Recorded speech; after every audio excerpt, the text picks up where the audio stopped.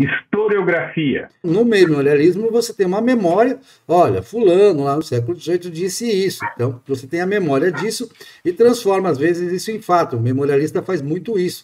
Eu encontrei vários exemplos na história do Brasil de memorialismo. Por quê? Porque ele dizia, olha, em 1600 e tanto foi fundada aqui a vila tal por fulano de tal. Ele tinha essa referência porque ele encontrou numa fonte antiga essa referência, ou porque ele inventou também. Memorialistas costumam inventar ou achar que deduzir, né? A historiografia se caracteriza pelo oposto. Espera aí, vamos pesquisar se há algum documento que diga isso ou se há alguma fonte que diga isso. Essa fonte que disse, ela é confiável? Há outras fontes que corroboram o que ela diz? E existe todo o método historiográfico, né? Quer dizer, as questões colocadas pela historiografia, que, claro, não cabe aqui no conceito de 2 minutos, mas que são pressupostos da ciência, história da prática do historiador, são pressupostos para o historiador de como ele deve obedecer às regras da historiografia.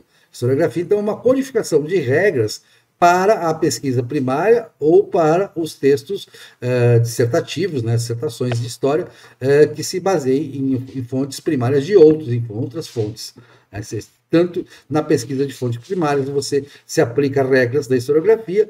Então, historiografia é basicamente um conjunto de regras para a análise histórica e é importante entender o conceito para diferenciá-lo do memorialismo. Enquanto a história é uma reflexão, a historiografia tem relação com as fontes dessa reflexão, que tem que ser bastante rigorosa. Exatamente. Tem que cumprir certas regras, né? Essas regras variaram ao longo do tempo, elas vão sendo aperfeiçoadas, o rigor é cada vez maior, até porque nosso acesso às fontes é maior, cada vez mais se descobre coisas, seja pela arqueologia, ou pelo que chamaria de arqueologia do escrito, do que foi registrado escrito, ou que foi registrado os vestígios. Nós encontramos lá uma ruína de uma casa, uma ruína de um prédio, você pode, naquela ruína, descobrir alguma coisa sobre as disposições dos prédios daquela época e tal, e qual é a relação disso com as fontes documentais. Uma das coisas da historiografia muito importante é a polícia dos anacronismos, aquilo que você diz, não, mas era o Zumbi era abolicionista. Não, o Zumbi não podia ser abolicionista porque na época dele ninguém era abolicionista, não existia esse conceito do abolicionismo, não existia essa luta abolicionista no século XVII, no início do século XVII.